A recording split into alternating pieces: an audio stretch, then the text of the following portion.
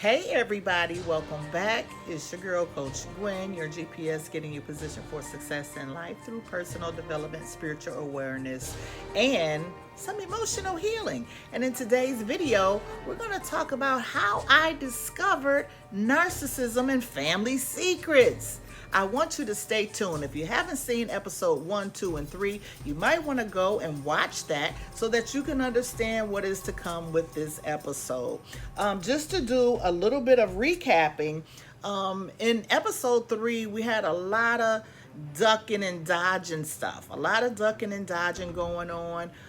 When I asked questions, the gaslighting happened, and there was just a lot of ducking and dodging. So in this video, I'm going to hit on what happened when I moved home, when I was living next door to my sister. Okay, so let's get right into this video.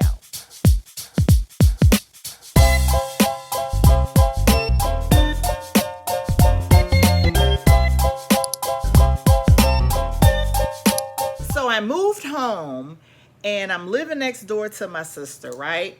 And we have some situations where my niece had stopped speaking to me because of something that I said about, I didn't want the children running in and out. My son graduating from high school, and we had some situations where I noticed that my mom and my sister's relationship had actually changed, right? Now, while I was away over that past 30 years, their relationship was strained because my sister, she is a Jehovah's Witness.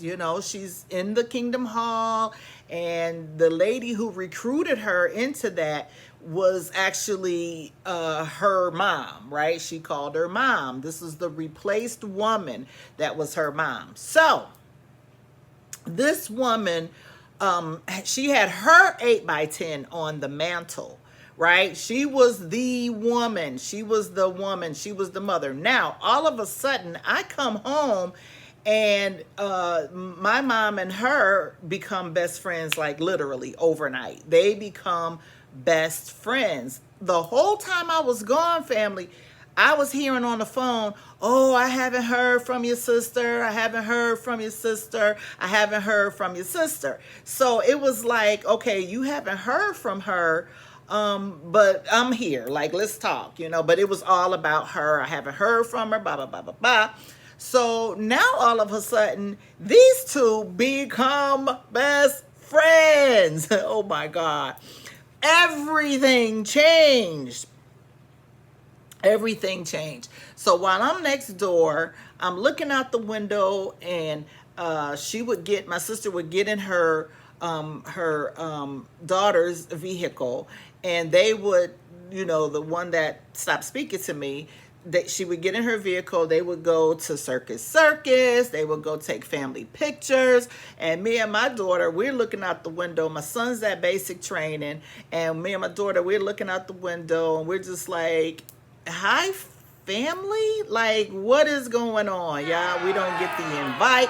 Y'all not coming over. I don't feel comfortable coming over to your house. Like, what is really going on? As they say, what's really good? So it was just really, the ostracizing began to take place. A lot was going on during that time. I didn't feel welcome to go there. She could come to my house, of course, but I really, truly did not feel welcome going over to her house. I know when I would come home from work, I felt like I was being stared at. I communicated that with my mom. I said, when I come home from work, I noticed that, there's a whole lot of staring going on. And, she just heard me, and, she would, well, Gwen, blah, blah, blah. She would light into me like I couldn't even have a conversation with her about anything. She would just really gaslight me every time. Every time I opened my mouth and said something, the gaslighting would take place. They say that comparison is the thief of joy. Some say the thief of purpose. Comparison is a thief. And that's what I thought was taking place, because all of a sudden, there was some things that weren't there. Like, for example, I wear glasses now. All of a sudden, she's wearing glasses, and different things started taking place. And, the look started changing. And I'm thinking, okay, I'm glad that I can inspire people. That's what, so I didn't have a problem with that, because you're my sister and I love you. But then it started getting kind of weird with the side-by-side pictures on social media and checking, I recall one day, I'm a hat girl, everybody can't rock hats, so I'm a hat girl. And so I like hats. She doesn't like hats. She didn't think, forever that she don't look good in hats. I think she's beautiful personally.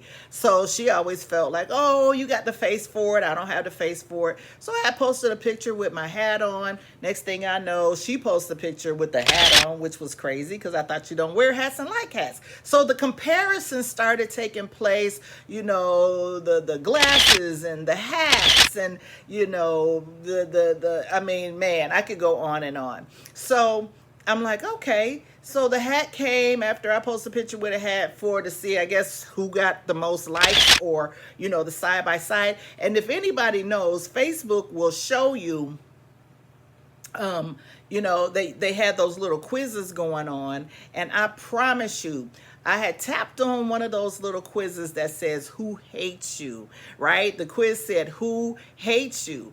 And I tapped on it, and guess whose picture pops up? Side by side. Your sister hates you, is what it said. Now, I don't know if any of you understand, but that Facebook thing is very, very accurate. Very accurate. I promise you. It's nothing like it. They analyze your your statuses and from the time you were on there, and they sum up and gather a summation. You're gonna be wealthy, you're gonna have kids, you're gonna have a house. I promise you, most of the stuff that is said, if not 99% of it, is very, very true for me. So when I saw that, I said, wow, my sister hates me, huh? So I looked at that, and I screenshotted and I saved it, and I said, how does she hate me? Like, why is this saying that your sister hates you?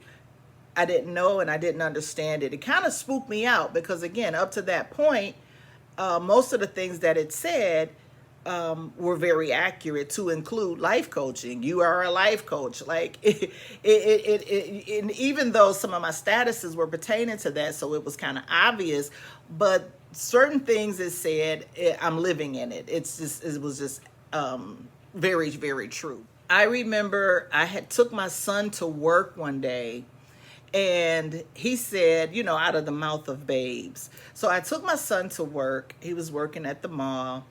And I remember him saying, Mom, it's like Auntie is some kind of lord or something. And I said, what?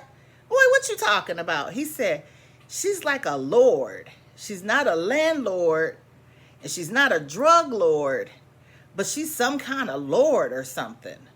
And I said, I said, oh, okay. I said, I had no idea what he was referring to. But he made a lot of sense, because she had a lot of influence. But what I now know that is an example of what we would call the golden child. That's exactly what we were looking at. That's what we were dealing with. We were dealing with a golden child, which means that I was what?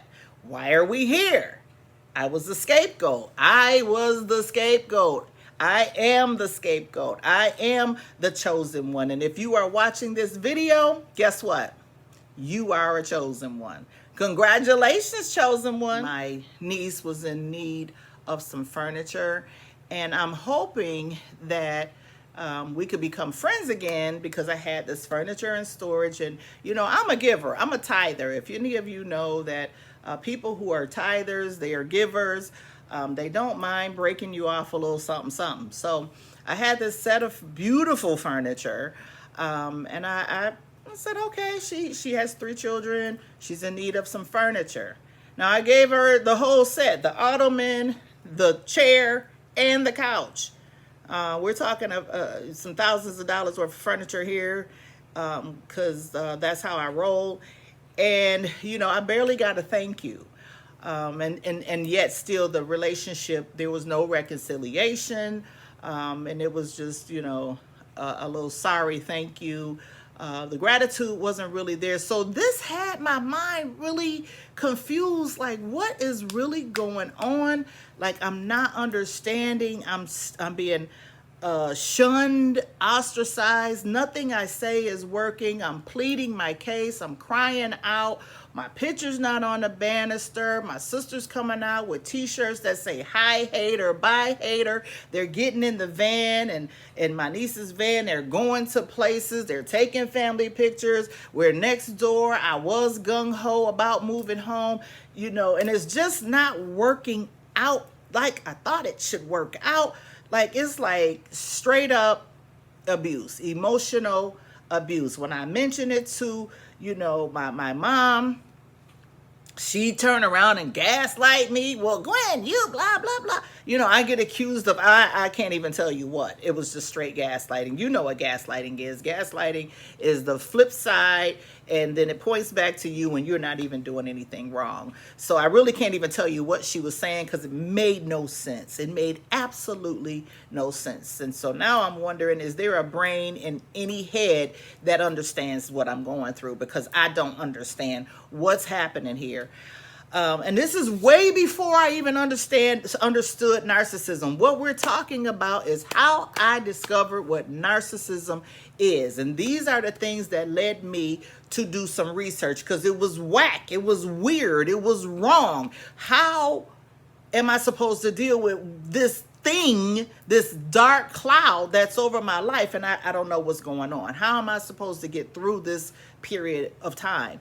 So, long story short, I can't take it anymore. It was getting more and more weird, right? The staring.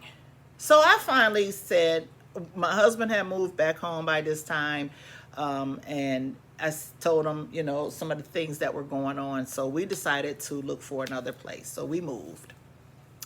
So he's at work, and I'm at home, and again, my son is still at basic. My daughter's in bed, and I'm on the phone talking to my brother. So as I'm talking to him, I'm telling him, I don't know what's going on. Our parents, they're just not normal parents. Like, I get why you are, got a set of spiritual parents. You into ministry. Like, this thing will drive you to do some ministry. Like, the family is just toxic. It's jacked up. And so I said, can you introduce me to your spiritual parents? Because I need some spiritual parents. I need parents. I don't have no parents. Like, I feel like an orphan. I have no parents. I need some help. So he was like, yeah, I can introduce you to them. I said, okay, when are you going to introduce me to your spiritual mom and dad? So he was like, I'll introduce you to them. So I said, okay, maybe I can go to church with you Sunday, and you can introduce me to him. Because mind you, he was a whole pastor, okay? He had his ministerial license, and he was a pastor preaching the gospel. I looked up to him. We were pretty tight.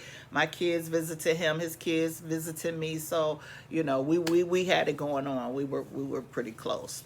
Out of the 4 of us, he and I were pretty similar. I followed in his footsteps, went to the same high school he went to the same business institute he went to, and the boy was sharp, he was bad, and he was just well-liked, loved him dearly. I'm talking to him, and then like 2 hours later, I get this call saying, he's gone, from my other brother. He's gone. Who's gone? And he was like, oh, Melvin's gone. So I'm thinking, this is a joke, because I just talked to him. I just talked to him 2 hours ago, and I'm supposed to be meeting his spiritual parents. Do you know that the devil will do anything to block you and stop your progress? Yes, he will. Anything. So, he's crying and telling me basically that our brother got in a car accident and died. Yes, it was real. So I hang up the phone. I'm panicking. I'm like, oh my God, he told me where they were. They were at the hospital. So I'm freaking out. I have no help. Mom didn't call me. Dad didn't call me. He's not exempt. Okay, let's be clear. I know I mentioned a lot about mom, but dad's not exempt because I would try to turn to him. And anytime I did, he would, oh, I'm not in that. I'm not in that. I ain't getting in y'all mess. What? Like, you're supposed to be the man. Why can't you get involved? Ahab, why can't you get involved? So nothing ever happened there. So anyway, it's just me. It's them, and then there's me all the time. So I'm trying to figure out how to get to the hospital, how can I get my pants on right, first and foremost. So I put my pants on backwards, and I realized they was on backwards, so I turned them around, put them on right, trying to find the hospital. I drive all around in a big old circle. The hospital is literally a straight shot from where I was living at. Find the hospital, get there. They're sitting there. I'm sitting, I walk in, everybody's together, and then there's me. And so he was pronounced dead and all that good stuff. So we're in tears, and it's, or I shouldn't say all that good stuff, all that bad stuff. We're in tears, and it is what it is. It's really, really real. So, I decided, that I wasn't going to be a part of the cleanup team, and I'm so glad I listened to the Holy Spirit lead me and guide me to not be a part of the cleanup team for his house. So I stayed back. I was asked to go, of course, the scapegoat is always assigned those type of roles, ancillary roles. Can you drive me? Can you take me? Can you pick me up? Can you drop this off? You get those ancillary roles where, you're asked to be the driver and do stuff. That's really what your significance is if you are scapegoated, gaslit, dealing with toxic family, narcissism. These are the roles, because everybody have a role to play. Everybody have an assignment. So these are the roles that I got to play. But on this occasion, I heard the Holy Spirit clearly tell me not to go. And I'm glad when you hear the Holy Spirit family tell you, hey, don't get involved. Don't you get involved. Don't go. You pay attention to that, right? You want to listen to the voice within. So I had to deny my mom, no, I'm not going. I thought I wanted to. I really did. I always want to be a part of. But I'm like, nope, I'm not going to go. But mind you, when they were doing all these things, and I decided not to go because I didn't feel like, connectedness. It was just always some chaos and confusion and some mess. So I didn't go. Thank God I didn't, because what happened? Some stuff came up missing, laptop, camera, some computer stuff, some jewelry, some this and some that. Stuff came up missing. Guess who they couldn't say took it? Me. I wasn't there. So God is so good that he spared me from that. But prior to the cleanup team, okay, let me tell you what happened for the funeral. Baby, the morning of the funeral, I'm calling around. Nobody's answering their phone. I'm trying to figure out, where's the family? Where's everybody meeting at? Because it wasn't told to me. I'm dealing with work. I'm dealing with marital issues on the line. And I mean, just always something. I just moved, and they say the 3 hot spots for depression is a new move, a new job, marital issues, or divorce. Like, I'm in a bad headspace, and now I have death in the family. So during the funeral, arranging the funeral, my mom and I had talked, and she said to me, do you think I should get a limo? Of course you should get a family limo. However, the day of, I didn't get a call, and neither was anyone answering their phone when I called. So I'm trying to figure out what's going on, where everybody's at. Long story short, I ended up driving to the church in the Niagara Falls area, my husband and I, we drove there. We had to find the place because nobody's answering their phone. We don't have an address. And the only way that we knew is because we had driven home from Missouri to go to his ordination service. That's how we found what was happening with the funeral. Yeah, I got left. Nobody answered the phone. Nobody called. This is a family limo, right? But guess who's not in the car? One of the 4 children. How do you leave out a child? Nobody. It reminds me of Jesus, right? This is what you get when you are the chosen one, family. I need you to pay attention. When you are the chosen one, this is the kind of stuff that happens. We are talking about how I discovered narcissism. So, this is how I discovered it. I had to start researching. So I said, okay, we go to the church. We find the church. I get there. I walk in, and my aunt is here. And then someone walked me up to the casket. That's how I, did the whole thing. It was just, I was miserable. It was a very painful process. Now, do you remember when Jesus, Mary and Joseph and Jesus' family, they sojourned to, I can't remember exactly where, but Jesus' family, Mary and Joseph, sojourned to a place. And they left Jesus behind. Do you remember that story in the Bible? They left him behind. It's in my book. Anyway, they left him behind. And all of a sudden they get all the way there and they're like, oh, where's Jesus? After they get there, now they got to go a day's journey back because it was a day's journey. So now they got to go a journey back all the way to where they came from.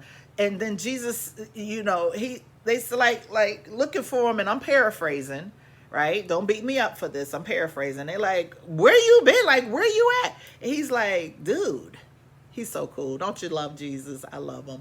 He's like, woman, don't play me like that. You know where I was at. I'm with my rabbis now. Come on. If y'all really wanted to know where I was at, you could have found where I was at. You know where I be. You knows where I be. So that's how it was. It's like, y'all left me. And y'all know where I be. My phone didn't ring. None of that happened. Nevertheless, I question it, get gaslit. No apologies from that day, 2011, to this day, okay? No apologies. Oh, Gwen, we're sorry that we left you. We didn't mean it. None of that was ever said. This was the most crushing moment. Like, what am I dealing with, Father? I'm crying out to you, Lord. God will not give you no more than you can bear. He will not put upon you the answers to the questions until he knows that you're ready and he can trust you with those answers. So I get there, I ask questions. Hey, well, we it's always, no. So it's always the same thing. Nobody knows anything. Nobody knows why this one not speaking to me. Nobody knows anything. You don't know why you left me. Who didn't hear the phone? Like, there's never any answers, right? If you are dealing with this, baby, you're dealing with some narcissism in your family dynamic, okay? Just want you to know, this is the reason why I am here, to share my story, to share my testimony on how I discovered narcissism, because there is a trail that will lead you to nothing but the truth. They need counseling, not you. You may need counseling, but for the most part, it's those who have inflicted the pain upon you that really don't understand who they are and what they are doing. Father, forgive them, for they know not what they do. If you like this video, I want to encourage you to click the thumbs up so we can share this word on narcissism. Narcissism has to be tracked over a period of time. Statistics and numbers will never lie. Numbers can't lie. It's simple math. Do the math, right? Numbers don't lie. People do. Numbers don't lie. And when you have episode after episode, over time, you begin to recognize something is wrong. There's a pattern of behavior here that feels abusive, that feels toxic, and I don't know what to do about it. So in the next video, I'm going to tell you what I began to do about it. I began to get down on my knees and pray. Thank you for watching this video. Episode 5 is coming right up. Hit that like button. Go ahead and subscribe. And until next time, Coach Gwen here, your GPS. I love you. Be immensely blessed.